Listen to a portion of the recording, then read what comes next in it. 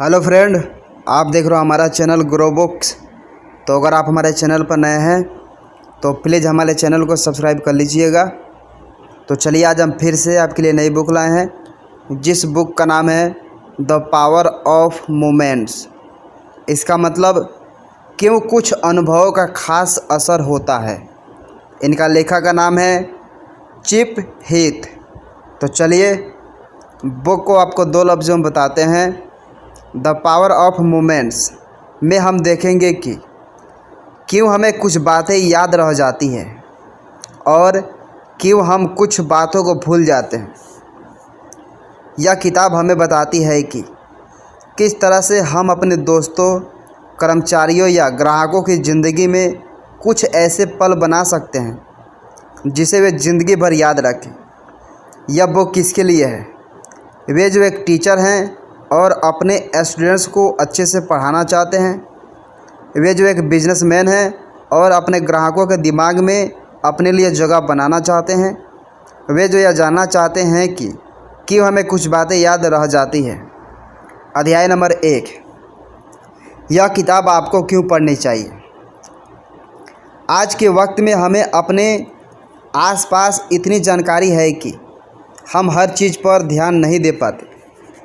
दिन के अंत में जब हम यह सोच रहे होते हैं कि आज का दिन हमने कैसे बिताया, तो हम ज़्यादातर बातें भूल चुके होते हैं। स्कूल से लौटने पर अगर आप एक बच्चे से पूछें कि उसने क्या सीखा, तो वह अक्सर कहता है कुछ खास नहीं। ऐसे हालात में अगर आप चाहते हैं कि आप किसी व्यक्ति को कोई बात बताएं और उसे वो याद रहे, तो यह किताब आपके लिए है। अब चाहे आप एक टीचर हैं जो अपने बच्चों को अच्छे से पढ़ाना चाहते हैं, या फिर एक बिजनेसमैन जो अपने ग्राहकों के दिमाग में बने रहना चाहते हैं, यह किताब हर किसी के लिए कुछ ऐसे तरीके बताती है जिसका इस्तेमाल करके आप अपने लोगों को वो यादें दे सकते हैं जो उन्हें ज़िंदगी भर याद रहे। किस तरह से आप लोगों के दिमाग में अपने लिए जगह बना सकते हैं। किन वजहों से एक व्यक्ति को कुछ बातें याद रहती हैं। चीज़ें याद रखने से किस तरह से आप खुद को मोटिवेट रख सकते हैं। अध्याय नंबर 2, सीखने को मज़ेदार बनाने के लिए एक टीचर को अपने क्लास का माहौल बदलना होगा। सुसन बेडफोर्ड एक इंग्लिश की टीचर थी और ग्रेग जोराइल सोशल स्टडीज़ के टीचर थे। वे हाई स्कूल के बच्चों को एक मज़ेदार तरीके से पढ़ाना चाहते थे जिससे उनके स्टूडेंट्स को सब कुछ याद रहे। ऐसा करने के लिए उन्होंने अपने क्लास का और पढ़ाने का तरीका बदल दिया। वे जानते थे कि बच्चों को स्पोर्ट्स और स्कूल के खेल पसंद है। वे जानते थे कि यह सारी चीज़ें उन्हें लंबे समय तक याद रहती है, लेकिन क्लास में पढ़ाई गई चीज़ें वे शाम तक भूल जाते हैं। इसलिए उन्होंने विलियम गोल्डिंग्स की लिखी गई novel Lord of the flies को पढ़ने के लिए बच्चों को ही वकील बना दिया। उन्होंने उन्हें एक नाटक करने को दिया जिसमें वे विलियम गोल्डिंग्स को कटघरे में खड़ा करके इस पर बहस करते हैं कि उन्होंने उस नोवेल में इंसानों को जिस तरह से दिखाया है वो सही है या नहीं। इस नाटक को करने के लिए उन्होंने बच्चों को 2 ग्रुप्स में बांट दिया, जिसमें से एक ग्रुप विलियम गोल्डिंग्स को सही साबित करने की कोशिश करता और दूसरा उन्हें गलत साबित करने की। यह नाटक उन्होंने अपने पेरेंट्स, टीचर्स और स्कूल के दूसरे स्टाफ के सामने किया। इसे करने के लिए उन्हें वह पूरी नोवेल अच्छे से पढ़कर तैयारी करनी पड़ी। इस तरह से उन्होंने अपने स्टूडेंट्स को कानूनी तरीक़ों के बारे में और लिटरेचर के बारे में बहुत अच्छे से पढ़ाया, और यह सारी बातें उन्हें के स्टूडेंट्स को काफ़ी समय तक याद भी रही। उनका यह नाटक लोगों को इतना पसंद आया कि स्कूल ने इसे एनुअल इवेंट में शामिल कर दिया। इस तरह से हर किसी को वो नाटक और उसमें छिपी हुई सारी जानकारी मिल गई। अध्याय नंबर 3, अपने बिजनेस में कुछ अलग काम करके आप लोगों के दिमाग में हमेशा के लिए बस सकते हैं। हर बिजनेस का अपना एक स्क्रिप्ट होता है। अगर आप इस स्क्रिप्ट को कुछ इस तरह का बना दें कि आपके ग्राहक इससे चौंक जाए, तो आप उन्हें हमेशा के लिए याद रह सकते हैं। एग्जाम्पल के लिए, एक रेस्तरां में एक ग्राहक को अगर उसका खाना ठंडा मिले, तो यहाँ पर हर किसी की स्क्रिप्ट होती है। ग्राहक से माफ़ी मांगना, उससे वादा करना कि ऐसा फिर से कभी नहीं होगा, और ग्राहक बदले में वेटर को टिप नहीं देता था। लेकिन अगर यहाँ पर स्क्रिप्ट को बदल दिया जाए, अगर खाना ठंडा मिलने पर रेस्तरां ना सिर्फ माफ़ी मांगे बल्कि ग्राहक को गर्म खाना फ्री में लाकर दे दे, तो ग्राहक इससे बहुत खुश हो सकता है। साथ ही उसके वापस आने की संभावना भी बढ़ जाएगी। इस तरीके का इस्तेमाल हर बिजनेस में किया जा सकता है। एग्जाम्पल के लिए, एक बार एक परिवार रिटर्ज कार्ल्टन होटल में रुका था, लेकिन जाते वक्त उनके बच्चे का छोटा सा जिराफ का खिलौना वहीं पर छूट गया। बाद में परिवार ने होटल को फ़ोन लगाया और कहा कि वे उस जिराफ को उनके घर तक ले आए और हो सके तो उनकी संतुष्टि के लिए उसकी एक फ़ोटो अभी भेज दे। इसके बाद कार्ल्टन होटल वालों ने जिराफ की बहुत सी मज़ेदार फ़ोटो भेजी, जहां पर वो जिराफ स्विमिंग पूल के बगल में बैठा था, फिर वो एक स्पा ट्रीटमेंट करवा रहा था, और फिर वो एक तोते के साथ बैठा हुआ था। इस तरह से उस होटल ने अपने ग्राहकों को इतने अलग तरीके से खुश किया कि उसके ग्राहक वापस लौटकर उनके पास आने लगे। तो इस तरह से आप भी अपने बिजनेस में अपने ग्राहकों के लिए कुछ ऐसा कर सकते हैं जिससे आप उन्हें हमेशा के लिए याद रह जाए। अध्याय नंबर 4, याद रखने वाली चीज़ें की मदद से आप लोगों की गंदी आदतों को बदल सकते हैं। बहुत से लोगों को खाना खाने से पहले हाथ ना धोने की आदत होती है। ख़ास तौर पर जब वे घर से बाहर कहीं खाना खा रहे होते हैं तो वे अक्सर हाथ नहीं धोते।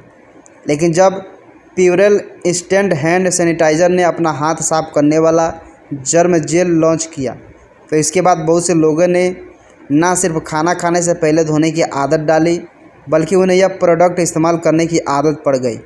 अलीना प्यूरेल इंस्टेंट हैंड सैनिटाइज़र ने अपने एड में दिखाया कि 2003 के एक सर्वे में यह बात सामने आई कि बहुत से लोग एयरपोर्ट के बाथरूम को इस्तेमाल करने के बाद अपने हाथ नहीं धोते। न्यूयॉर्क एयरपोर्ट के बाथरूम को इस्तेमाल करने वाले 30% लोग, मियामी एयरपोर्ट के 19% लोग और शिकागो के 27% लोग अपना हाथ नहीं धोते। एक फ़ोन सर्वे में यह बात सामने आई कि सिर्फ 58% लोगों ने कहा कि वे छींकने या खांसने के बाद अपना हाथ धोते हैं, और सिर्फ 77% लोगों ने कहा कि वे डायपर बदलने के बाद अपना हाथ धोते हैं। 1972 की एक स्टडी में यह पाया गया कि 13% सिक्कों में और 42% नोट में बाथरूम के बैक्टीरिया और स्टेफिलोकोकस नाम की एक बैक्टीरिया पाए जाते हैं। इस एड को देखने के बाद बहुत से लोगों को लगा कि वे कितनी गंदगी के साथ रह रहे हैं। इसके बाद उनमें से बहुत से लोगों ने न सिर्फ समय समय पर हाथ धोने की आदत डाली, बल्कि वे प्यूरेल इंस्टेंट हैंड सैनिटाइज़र को अपने साथ लेकर घूमने लगे। इस तरह से उन्होंने लोगों के दिमाग में एक याद रहने वाली बात डाली, जिससे लोगों के बर्ताव बदल गए। अध्याय नंबर 5, ज़रूरी नहीं है कि अपने सपनों के पीछे भागने से आपको कामयाबी मिले, लेकिन इससे आपको कुछ यादगार लम्हे ज़रूर मिल जाएंगे। ज़िंदगी में किसी भी चीज़ की गारंटी नहीं है, इसलिए यहाँ ज़रूरी नहीं है कि आप जो काम करना चाहते हैं उसमें आपको कामयाबी ही मिले। लेकिन अगर कामयाबी नहीं भी मिलता तो भी आपको ज़िंदगी भर के लिए एक अनुभव मिल जाएगा। एग्जाम्पल के लिए ली चैडवेल को ले लीजिए, जो कि खुद की एक बेकरी खोलना चाहती थी। वे एक जानवरों के डॉक्टर की असिस्टेंट थी और कुछ हफ्तों से पोर्टलैंड ओरेगन की एक बेकरी पर बेकिंग कर रही थी। उन्हें यह काम बहुत अच्छा लगा और उन्होंने सोचा कि वे खुद की बेकरी खोलेगी। इसके बाद उन्होंने अपनी बेकरी खोली, जिसका नाम था अ पाउंड ऑफ बटर। यहाँ पर वे लोगों के जन्मदिन के लिए केक बनाया करते थे। शुरुआत बहुत अच्छी हुई, लेकिन उसके बाद के 18 महीने उनके लिए बहुत मुश्किल हुए। उन्हें पता लगा कि एक जगह का मालिक होने में कई ख़राब बातें होती है, और इसके बाद उन्हें यह एहसास हुआ कि उनकी पर्सनालिटी के हिसाब से वे एक बहुत अच्छी कर्मचारी बन सकती है, लेकिन एक बॉस नहीं। इसलिए उन्होंने उस बेकरी को बंद कर दिया। लेकिन उन्होंने इससे बहुत कुछ सीखा और उन्हें इससे पता लगा कि असल में वे कौन हैं और उनकी पर्सनालिटी के हिसाब से उन्हें किस तरह का काम सूट करेगा। इस तरह से अपने सपनों को पूरा करने की कोशिश में उन्हें ज़िंदगी भर की एक याद और सीख मिल गई। अध्याय नंबर 6, लोगों की तारीफ़ करके आप उन्हें कुछ यादगार पल दे सकते हैं। जब कोई हमारे काम के लिए हमारी तारीफ़ करता है तो हमें बहुत अच्छा लगता है। जब हमारे काम के लिए हमें इनाम दिया जाता है या फिर उसके लिए सबके सामने हमारी तारीफ़ की जाती है तो वह हमें ज़िंदगी भर याद रहता है। स्कूल में अगर कभी आपको इनाम मिला हो तो आपको वो ज़रूर याद होगा। 1983 में कीरा एस्लूप नाम की एक 13 साल की लड़की थी जिसे गाना गाने का बहुत शौक़ था, लेकिन उसका हेयर स्टाइल बहुत ख़राब था। उसके दांत भी सही आकार में नहीं थे और वो बदसूरत दिखती थी, जिसकी वजह से दूसरे बच्चे उसे चिढ़ाते थे। एक बार उसकी नई म्यूजिक टीचर ने उसे जब गाते हुए सुना तो उसने कहा कि उसकी आवाज़ बहुत भद्दी है। इससे कीरा को बहुत धक्का लगा और उसने गाना छोड़ दिया। इसके बाद से वह गाने के नाम पर सबके बीच खड़ी होकर सिर्फ अपने होंठ मिलाते थे। लेकिन बाद में कीरा एक समर कैंप में एक दूसरे म्यूजिक टीचर ने जब देखा कि कीरा गाने के नाम पर सिर्फ होंठ हिला रही है तो उसने कीरा को सबके सामने बुलाया और उसे गाने के लिए मनाया। इस बार जब कीरा ने गाया तो उसके टीचर ने कहा कि उसकी आवाज़ तो बहुत अच्छी है। फिर वे दोनों साथ मिलकर बहुत समय तक प्रैक्टिस की। उस टीचर ने कीरा को यह एहसास दिलाया कि उसके पास एक सच्चा हुनर है। इससे कीरा का आत्मविश्वास बढ़ा और प्रैक्टिस करने से वो बहुत अच्छा गाने भी लगे। बाद में वो कार्नेजी हॉल में गाने के लिए गई, जहाँ पर उसका गाना सभी को पसंद आया। इस तरह से कीरा को उसके काम के लिए तारीफ़ मिली और साथ में एक ऐसा एहसास मिला जो वो ज़िंदगी भर याद रखेगी। अगर आप चाहते हैं कि कोई व्यक्ति आपको ज़िंदगी भर याद रखे तो आप उसकी तारीफ़ कीजिए। एक रिसर्च में यह बात सामने आई कि कर्मचारियों से काम से लगाव बढ़ाने का सबसे अच्छा तरीका है उनके काम की तारीफ़ करना, लेकिन ऐसा बहुत जगहों पर नहीं होता। अगर आप एक कर्मचारी हैं तो भी आप अपने साथ काम करने वाले की तारीफ़ करके उन्हें मोटिवेट कर सकते हैं। अध्याय नंबर 7, यादगार अनुभव आपकी ज़िंदगी में आपको मोटिवेट करने का काम कर सकते हैं। बहुत बार ऐसा होता है कि हमसे कोई कहता है कि हम अपनी ज़िंदगी में कुछ नहीं कर पाएंगे। यह बात हम बहुत लंबे समय तक याद रखते हैं और यह लाइन मुश्किल वक्त में हमें प्रेरणा देने का काम करती है। इसी तरह से कुछ तरह की यादें या बातें मुश्किल वक्त में हमें हौसला देती है। एग्जाम्पल के लिए जोश क्लार्क को ले लीजिए, जिनका 25 साल की उम्र में ब्रेकअप हो गया था।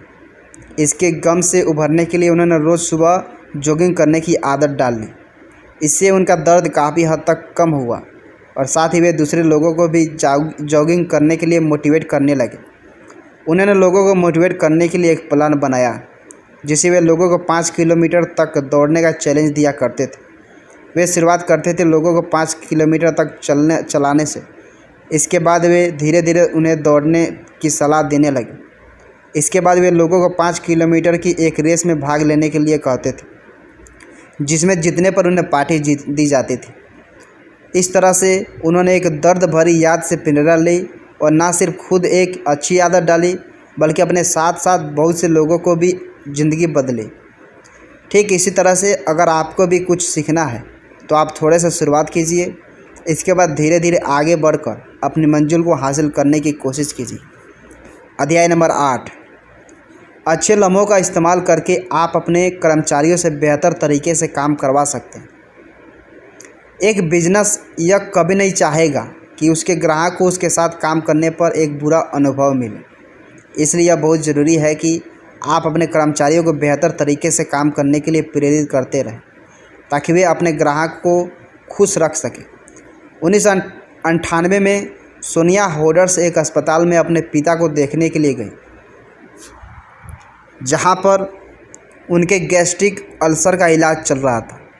वहां पर उन्होंने देखा कि उनके पिता पर अस्पताल के कर्मचारी ध्यान नहीं दे रहे हैं। इससे भी ज़्यादा तकलीफ उन्हें यह जानकर हुई कि वे जिस कंपनी के लिए काम करती है वही कंपनी इस अस्पताल का मैनेजमेंट संभालने का काम कर रही है। उन्होंने फैसला किया कि वे इस हालात को बदल कर रहेगी। सोनिया ने उस हफ्ते के अंत में अस्पताल में एक इवेंट रखा जहां पर हर एक कर्मचारी को हर मरीज पर अच्छे से ध्यान देना था। सोनिया ने सबके सामने दुनिया को सबसे अच्छी अस्पताल सेवा बनाने का सपना रखा। यहाँ उन्होंने किसी को डांटा नहीं बल्कि सबको यह एहसास दिलाया कि उनका इस मिशन में क्या काम है। सोनिया ने सबको समझाया कि किस तरह से वे इस सपने को हकीकत में बदलने के लिए अपना योगदान दे सकते हैं। इसके बाद हर कोई अपनी जिम्मेदारी समझने लगा था। अस्पताल का स्टाफ अब मरीजों को नियम से चेक कर रहा था और उन्हें कुछ छोटे गिफ्ट समय समय पर दे रहा था, जैसे कि फूल या केक। अध्याय नंबर 9।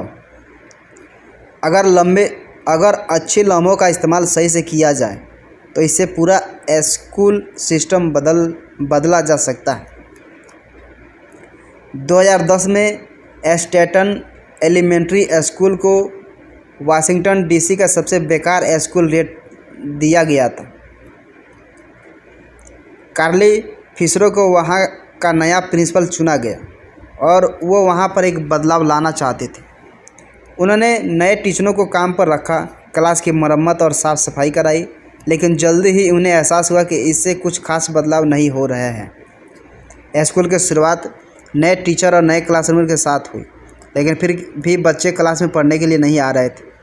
लगभग 28% बच्चे क्लास में बोर होने के बाद क्लास छोड़कर चले जाते थे। स्कूल के स्टाफ को इसके पीछे की वजह नहीं समझ में आ रही थी। अंत में फिशरों को लगा कि उन्हें अब बच्चों के माता पिता से मिलना चाहिए। उन्हें लगा कि इस तरह से वे बच्चों को अच्छे से समझ पाएंगी और स्कूल में एक अच्छा माहौल बना पाएंगे, जिससे बच्चों का मन इसमें लगेगा। सालों से माता पिता को लगता था कि स्कूल के टीचर बच्चों को अच्छे से पढ़ा नहीं पा रहे हैं, और स्कूल के टीचर को लगता था कि माता पिता अपने बच्चों को अच्छी बातें नहीं सिखा रहे हैं। इसलिए जब फिशरों पहली बार अपने स्कूल के सारे टीचर्स को लेकर बच्चों के माता पिता से मिलने के लिए गए, तो वे स्कूल और बच्चों के घर के बीच में एक बेहतर संबंध बना सके। वहाँ पर उन्होंने बच्चों के माता पिता से पूछा कि वे अपने बच्चों के लिए किस तरह का भविष्य चाहते हैं। बाद में उन्हें पता लगा कि बच्चे के माता पिता यही चाहते थे कि स्कूल उनके साथ जुड़ने की कोशिश करे। इससे उनके बर्ताव में बदलाव आया, जिनसे बच्चों की हरकतें भी सुधरी और वे क्लास करने लगे। तो इस तरह से आप लोगों को एक बेहतर अनुभव देकर उनके बर्ताव में बदलाव ला सकते हैं। अगर आप अपने बच्चों को बदलना चाहते हैं तो उनमें नैतिकता पैदा करने की कोशिश कीजिए। कुल मिलाकर हमारी ज़िंदगी में अक्सर कुछ ऐसे पल होते हैं जो हमें काफ़ी लंबे समय तक याद रहते हैं और उनका असर हम पर बहुत गहराई से होता है। इन ताकतवर लम्हों की मदद से हम बच्चों को बेहतर तरीके से पढ़ा सकते हैं, ग्राहकों को खुश कर सकते हैं, खुद में अच्छी आदतें पैदा कर सकते हैं और साथ ही अपने साथियों को एक ऐसा एहसास दे सकते हैं जिसे वे सारी उम्र याद रखें। अपने निजी रिश्तों में एक यादगार पल बनाइए। यह करना उतना मुश्किल नहीं होगा जितना आप सोच रहे हैं। आप अपने पार्टनर से अपना प्यार जताने के लिए एक कार्ड लिख सकते हैं और उन्हें बता सकते हैं कि आप उनकी कितनी इज्जत करते हैं। यह छोटे पल ही अक्सर वो यादें बनाती हैं जो हमें सारी उम्र याद रहते हैं।